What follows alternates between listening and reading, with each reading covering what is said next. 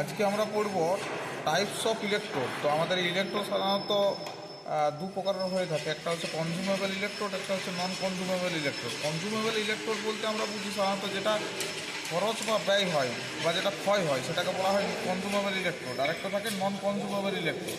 তো সেটা আমাদের সাধারণত হয়ে থাকে কার্বনের আর গ্রাফাইটের অথবা টাংস্টেনের। বেশিরভাগ টাংস্টেনের ইলেকট্রোডেই নন কনজিউমেবল আমরা ব্যবহার করে থাকি। আর যেটা কার্বন আর গ্রাফাইটের যেটা আমাদের ইলেকট্রোড হয় সেটা আমাদের শুধু ডিসিতে চলে, ডাইরেক্ট কারেন্টে। আর এসি ডিসি দুটোতেই যেটা চলে সেটা হচ্ছে নন কনজিউমেবল টাংস্টেন ইলেকট্রোড।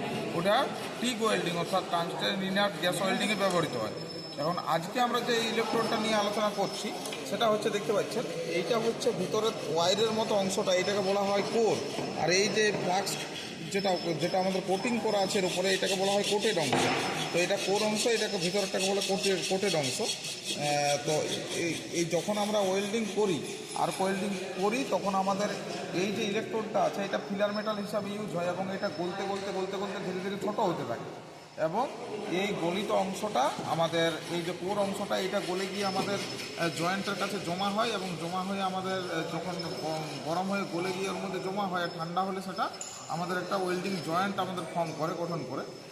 আর এই যে কোটেড অংশটা সে তার মধ্যে যাতে অক্সিজেন অথবা নাইট্রোজেন গ্যাস প্রবেশ করতে না পারে তার জন্য এই কোটেড অংশটা আমাদের সেই অক্সিজেন এবং নাইট্রোজেন প্রবেশ করলে যে আমাদের বিভিন্ন রকম ওয়েল্ডিং ডিফেক্ট হয় সেগুলো থেকে আমাদেরকে বাঁচায়। তো এটা আমরা আজকে যেটা নিয়ে আমরা আলোচনা করছি মূলত সেটা হচ্ছে আমাদের যে ইলেকট্রোডটা সেটা হচ্ছে আমাদের কনজিউমেবল ইলেকট্রোড এবং এই দুটো অংশ, এটা কোর এবং এটা কোটেড। তো এইটা আমাদের বিভিন্ন সাইজের হয়ে থাকে। তো সাইজগুলো সম্পর্কে আপনাদের আমি বলছি কেমন কেমন সাইজের এটা পাওয়া যায় আর এটা মার্কেট ভ্যালু কীরকম, মার্কেটে কীরকম দামে পাওয়া যায় সেটাও আপনাদের ইন ডিটেলস আমি দেখাচ্ছি। যদি আপনারা এগুলো ক্রয় করে করতে চান কোনো জায়গায় তো এরকম আপনাদের প্রাইসটা কী হবে দেখুন। এটা হচ্ছে সাইজ ইন এমএম, মানে এটা হচ্ছে ডায়ামিটার ইন এমএম আর এটা হচ্ছে তার লেন্থ।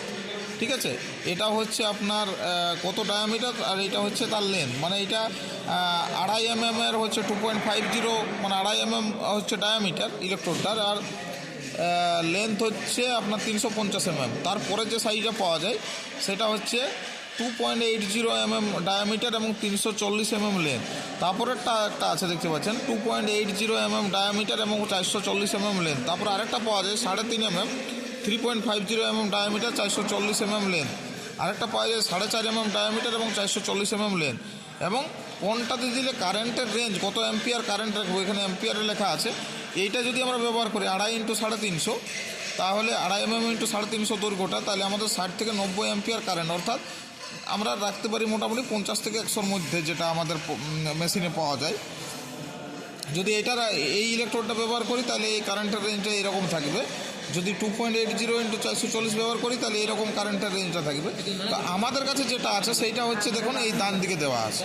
তো আমাদের এখানে কোন মাপটা হচ্ছে 2.80 × 440 mm, মানে 2.80 × 440 mm, মানে এই ইলেকট্রোডটা 3rd নম্বরে যেটা আমাদের লিস্টে আছে সেইটা আমরা দেখতে পাচ্ছি, এইটা আমাদের ক্রয় করেছি। তো এর দেখতে পাচ্ছেন 90 পিস থাকে কোয়ান্টিটি এবং তার দাম হচ্ছে আপনার এমআরপি, মানে ম্যাক্সিমাম রিটেল প্রাইসে 510 টাকা। এটা আপনার কিছু কনসেশন হবে, হ্যাঁ।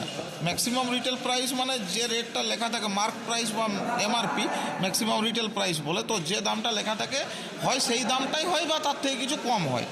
তো এটা আপনার দেখতে পাচ্ছেন 90 পিস পাবেন। তার এই লেন্থটা হবে দেখুন, আপনাদের পূর্বেও দেখালাম, এরকম হবে 440-এর দৈর্ঘ্য থাকবে এবং আপনার এইটা 2.80 mm ডায়ামিটারের থাকবে।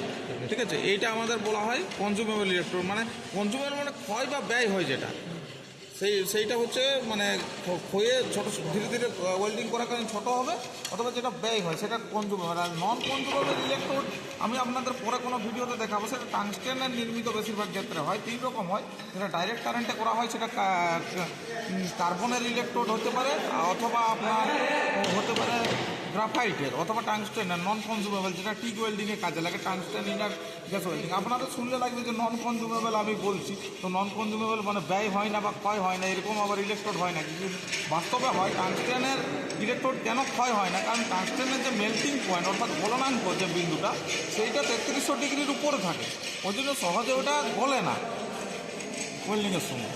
তো ওইটা মূলত আমাদের টাংস্টেন ইনার গ্যাস ওয়েল্ডিংয়ে আমাদের সাধারণত ব্যবহার করা হয়ে থাকে, আর non consumable arc welding, MIG welding ইত্যাদি সব কিছুতেই ব্যবহার করা হয়ে থাকে। তো ইলেকট্রোড সম্পর্কে আজ এতটা পর্যন্তই আমরা বলছি, পরে আবার ইলেকট্রোডের অন্য কোনো ক্লাস নিয়ে আমরা আসবো খুব শীঘ্রই।